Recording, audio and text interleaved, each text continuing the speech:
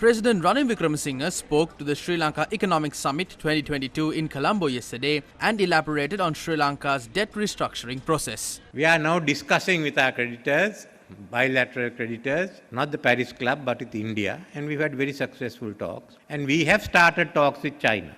And they've asked us to talk with the Exim Bank, and the talks are going on. The talks with China started later because it had to start after the party conference.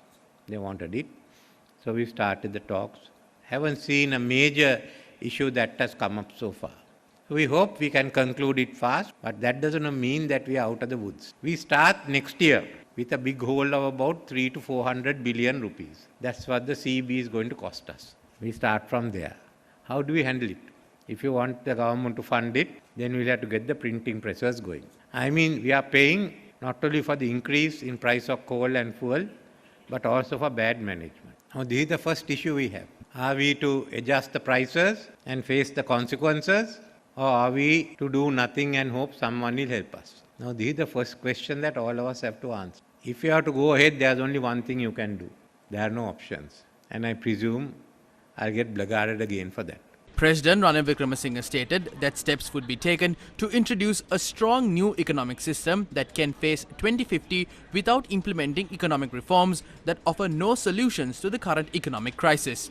He also invited Japan to invest in the East Container Terminal of the Colombo port. I personally have no plans for reform, and the government will not have plans for reform. We want to build a new economy that will face 2050. Is the private sector ready for it?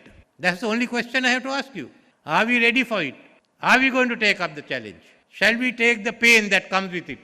Or are we going to hide again? Ostrich cannot put its neck under the carpet all the time. Sometime it has to come out. What have we got first? We have to earn foreign exchange, foreign exchange, foreign exchange. Why can't we have a balance of trade? Why can't it be in a surplus? Can you put into a surplus? If not, we can't survive. If you want to survive and you have to compete with the world, then we have to be competitive. Not competitive, we've got to be highly competitive. When I last tried to develop the Colombo harbour and tried to give out the East Terminal, a big debate as to why I am trying to sell the country. Now we have given the West Terminal out, it's very good. But if you really want to get going, you have to give the East Terminal out. We've given the first choice to Japan. If they don't, we'll ask the others to come in. Colombo port must be the busiest port in South Asia. The small port won't do, so when you get full, we are now talking of, we are thinking of expanding the Colombo port all the way to Java Island. A logistics center. Already about 30 acres have been cleared in Colombo North, 20 or 30 acres to start one part of it. There will be more land becoming available.